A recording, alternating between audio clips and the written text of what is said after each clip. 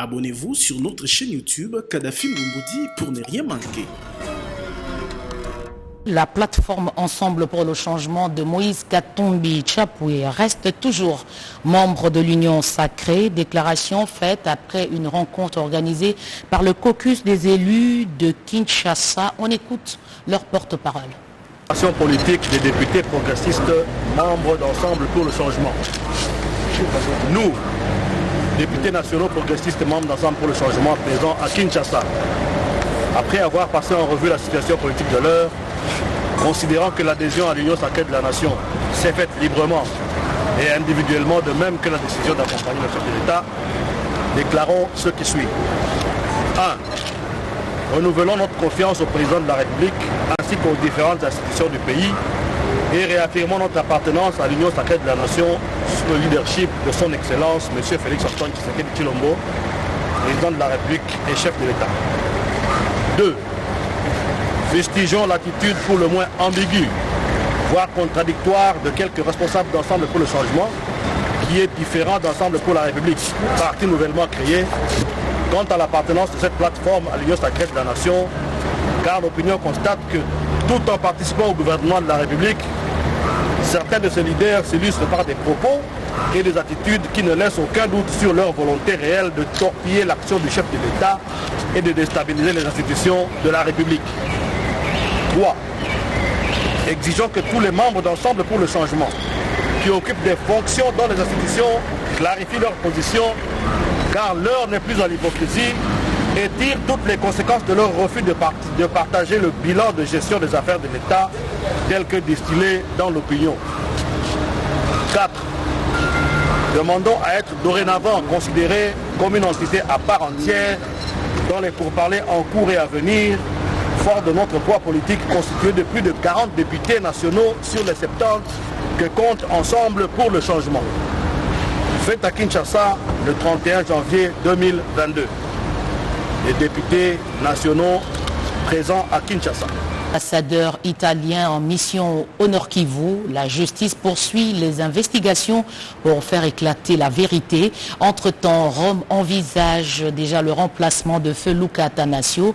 Confirmation avec la chargée d'affaires reçue en audience par le vice-premier ministre, ministre des Affaires étrangères Christophe Lutundu. Reportage Doris Mosotampi.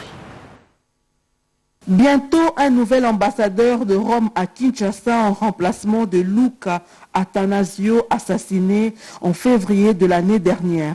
La chargée d'affaires de l'ambassade d'Italie en République démocratique du Congo l'a annoncé au vice-premier ministre Christophe Lutundu Penyapala. Les deux personnalités ont également évoqué l'évolution du dossier au niveau de la justice.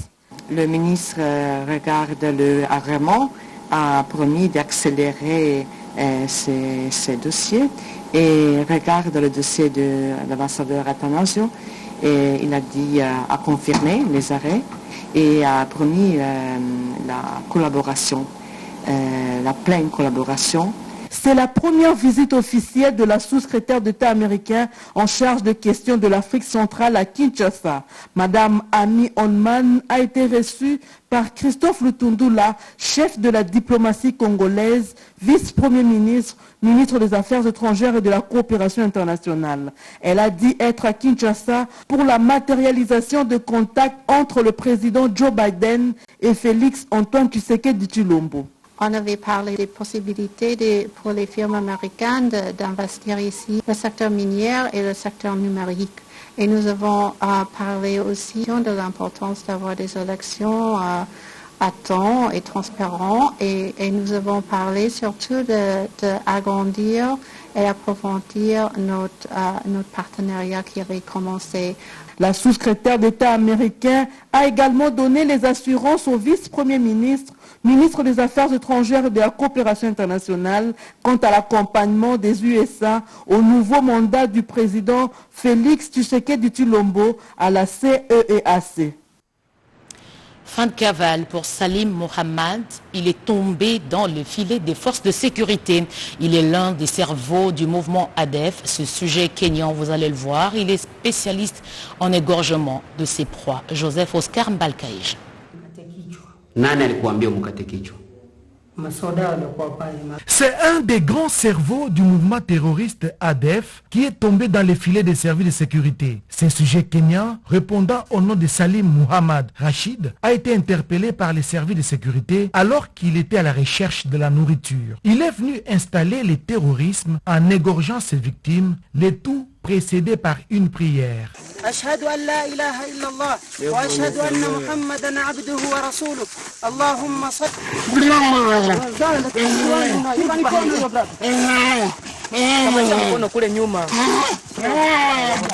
En 2017, après son retour de Syrie, il est mis en examen par le tribunal local de Chanzhou, mais sera acquitté par manque de preuves. Il sera de nouveau arrêté en 2019 à l'aéroport international Moi, soupçonné d'avoir des liens avec le terrorisme international. Il sera inculpé, accusé d'être un membre du groupe terroriste Al-Shabaab. Après avoir passé plusieurs jours en détention provisoire, Salim obtiendra, après avoir versé une caution d'1,5 million de shillings kenyans, la liberté provisoire en attendant la conclusion de son affaire. Il assistera aux audiences du tribunal jusqu'en 2020 avant de disparaître totalement et sa réapparition sera signalée par la police kenyane en décembre 2020.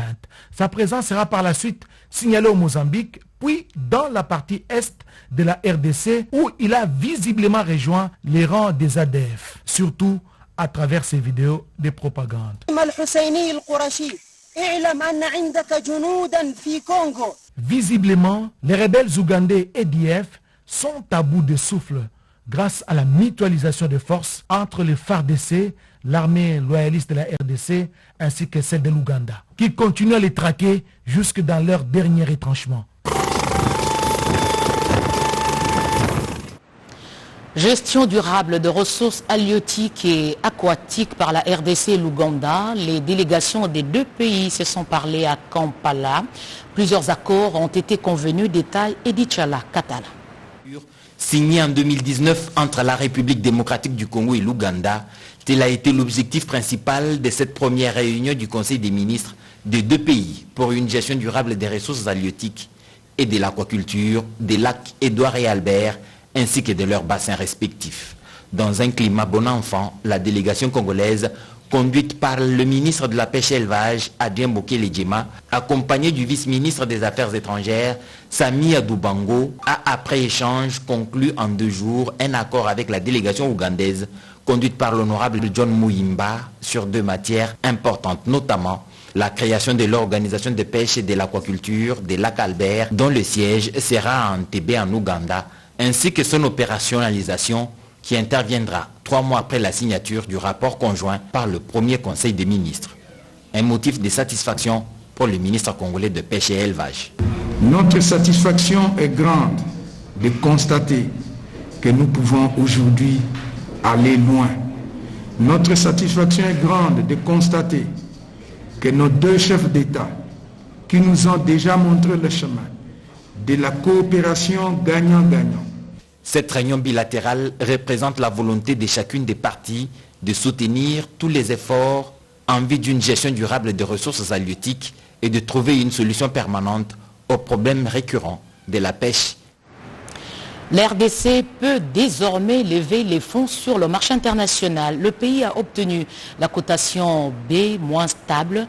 C'est un indice de cotation de l'agence S&P Edichala Katala. Le 28 janvier 2022, l'agence de notation S&P a rehaussé la note de la République démocratique du Congo de CCC+, perspective positive, à B-, perspective stable. Le rehaussement de la notation de la République démocratique du Congo est le reflet d'un changement structurel profond amorcé depuis plusieurs années. La RDC est à noter CCC positif depuis 2017. S&P note que les vulnérabilités de la balance des paiements de la RDC se sont atténuées notamment grâce aux bonnes performances du secteur minier avec le cuivre et le cobalt et au financement important du Fonds monétaire international depuis la conclusion du programme économique triennal en 2021. L'agence salue en effet les développements favorables de la position extérieure de la RDC, reflétée par l'accumulation significative des réserves d'échange, s'élevant à environ 3,5 milliards de dollars américains à fin 2021.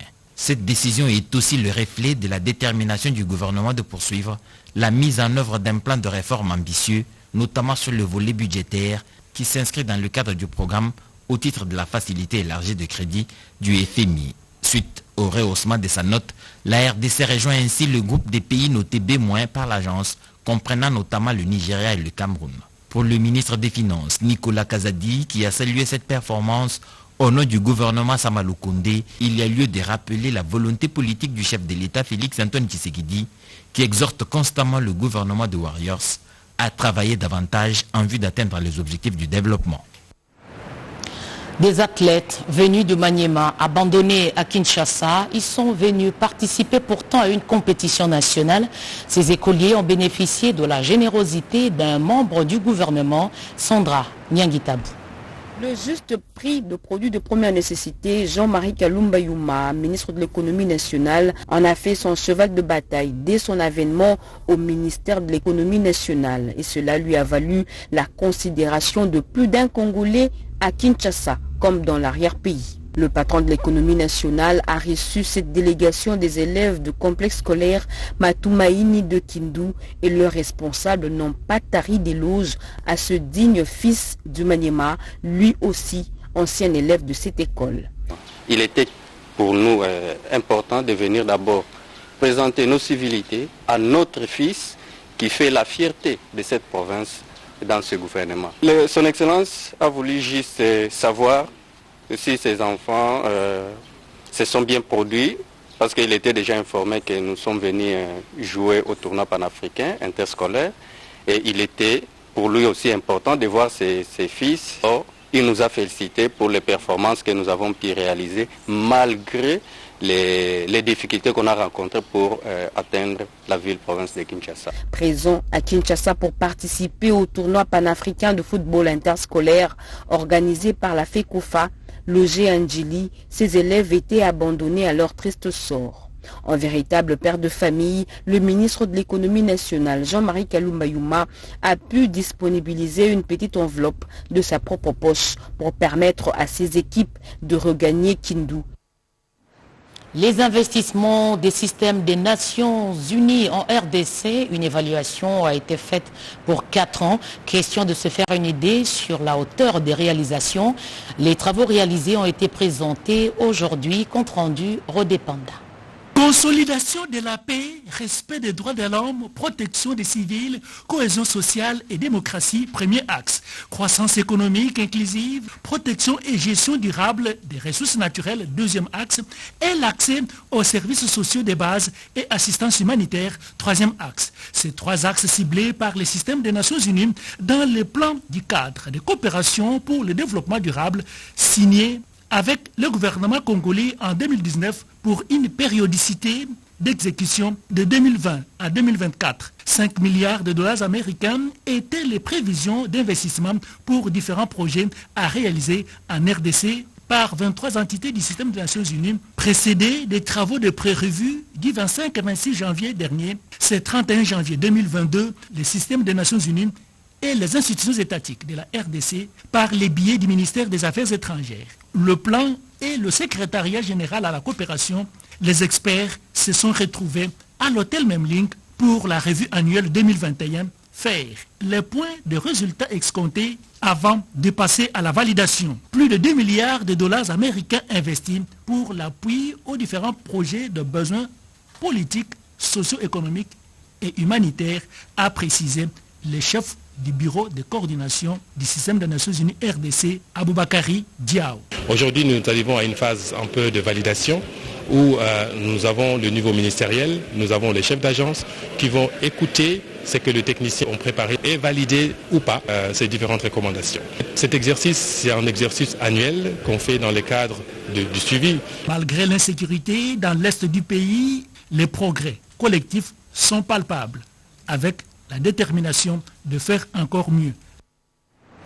Encore un mot sur cette compétition continentale. La première édition du championnat interscolaire panafricain se jouera en février de cette année.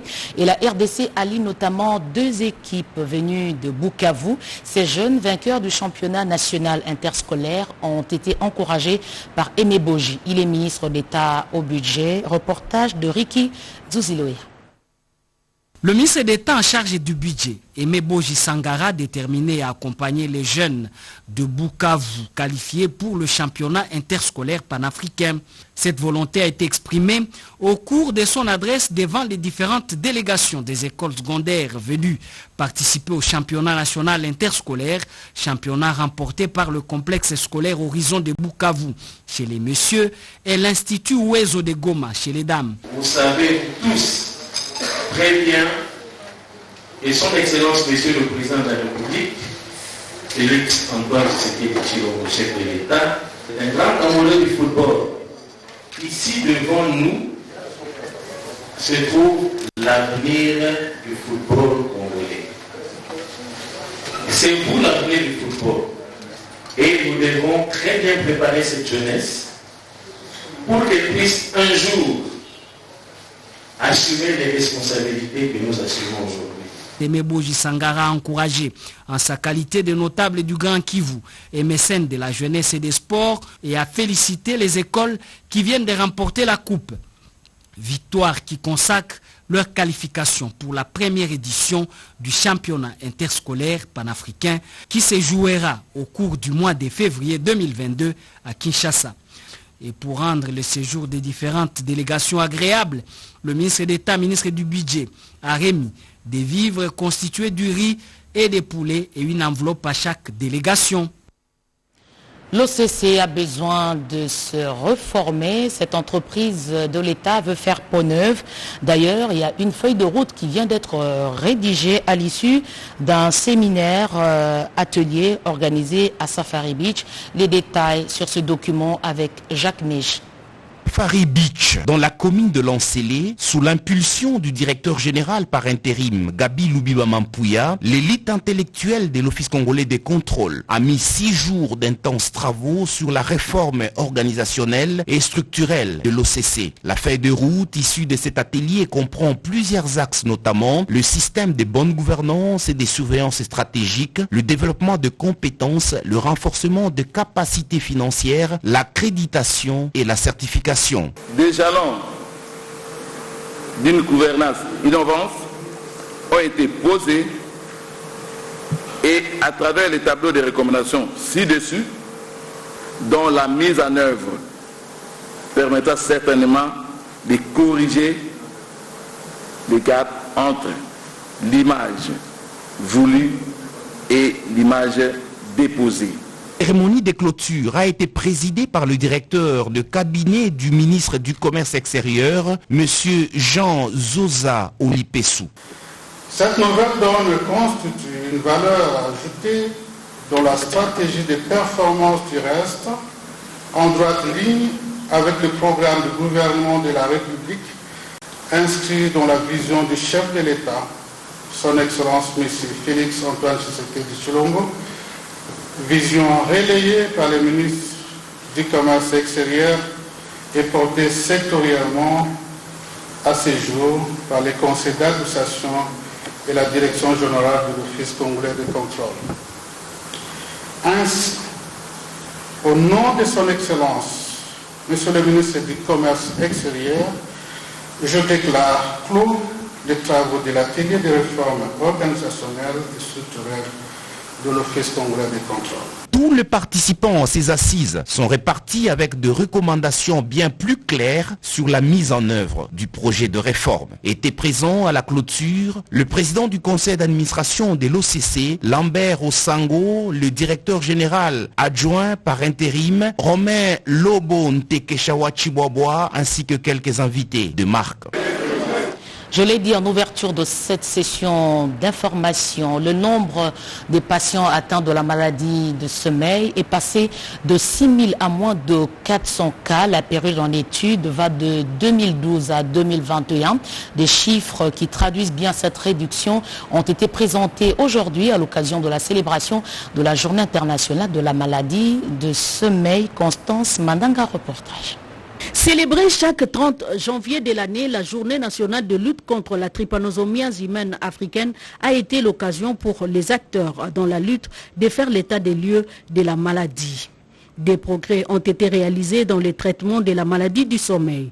L'effexinidazole, le premier médicament oral approuvé pour traiter les 2 stades de la maladie du sommeil, grâce aux efforts du gouvernement et la fondation suisse DNDA. Ce partenariat, en accord avec l'OMS, sous l'impulsion de DNDA, a permis de réunir et mobiliser les collaborations avec le programme national de lutte contre la trypanosomiase africaine, avec le soutien financier des bailleurs de fonds publics et privés, et emblématique d'une parfaite synergie de compétences d'acteurs responsables et bien engagés. Le ministre de la Santé publique, Hygiène et Prévention, Jean-Jacques Mbungani, a dit la détermination du gouvernement à mener la lutte jusqu'à l'élimination totale de la maladie du sommeil. Et c'est pour nous une opportunité de porter haut la voix pour la lutte tout azimut contre la maladie du sommeil, la réduction de cas de 2012 à 2021, passant de 6 000 cas à moins de 400. Kwilu-Kwango comme les Kasaï sont parmi les zones endémiques. Une 4e journée célébrée sous les thèmes en route vers l'élimination de la trypanosomiase humaine africaine. Accueil des nouveaux étudiants à l'ISIPA. Le bizutage a eu lieu en présence des autorités académiques. Les nouveaux arrivants ont été initiés sur les pratiques du nouveau monde. Chimène Dondo, reportage. Il est de tradition à l'ISIPA que les nouveaux arrivants comme étudiants soient accueillis et encadrés par les institutions. Madame Rifine Luyeye les a encouragés pour le choix porté à l'ISIPA pour leurs études supérieures et universitaires. Le PDG a remercié le parent pour cette confiance à l'endroit de l'ISIPA. Une étudiante finaliste du premier cycle a accueilli une nouvelle venue en lui remettant un polo. Puis vint le change de vœux. Cérémonie au cours de laquelle le PDG a remis de cadeaux de fidélité aux enseignants pour leur dévotion à la cause de la jeunesse estudiantine. Nous, à ISIPA, chaque année, nous accueillons de façon officielle les nouveaux étudiants qui font le choix de ISIPA. Nous leur donnons les techniques pour réussir en milieu académique, mais également comment se comporter parce que nous ne donnons pas que la science, mais nous formons l'homme dans son intégralité. Donc nous inculquons à nos étudiants des valeurs afin que demain, ils puissent être des personnes utiles, non seulement pour eux-mêmes, pour leur famille, mais également pour la nation congolaise. Ce que nous sommes en train de voir, c'est l'incarnation d'un nouveau leadership que Maman Rufine Luyeye est en train de porter et nous pouvons lui souhaiter bon vent et la féliciter pour ces belles initiatives qu'elle est en train d'entreprendre. Outre l'organisation des activités scientifiques, l'ISIPA organise aussi des activités sportives.